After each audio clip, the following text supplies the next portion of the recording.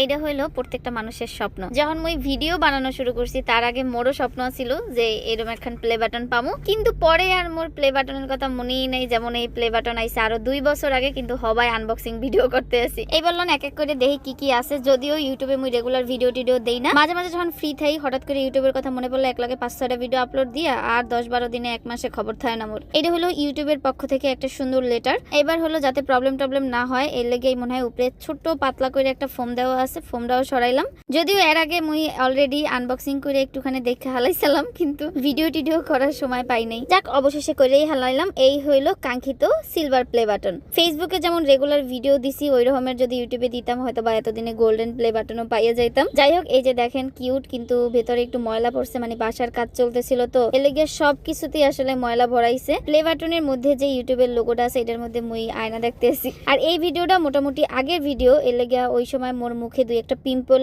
ছিল। আর এটা দেয়ালে টানানোর লেগে পিছনে এই যে 2টা ফুটাও আছে। মানুষের শখ আহ্লাদ সবকিছুরই আসলে পরিবর্তন হয়, তাও আবার সময়ের সাথে সাথে। এই যে একটা সুন্দর কার্ড আছে যেখানে মোরে কংগ্রেচুলেট করছে। তো এই হলো মোর ছোট্ট একটা আনবক্সিং ভিডিও। ভালো থাকবেন সবাই, টাটা বাই বাই, আসসালামু আলাইকুম, আল্লাহ হাফেজ।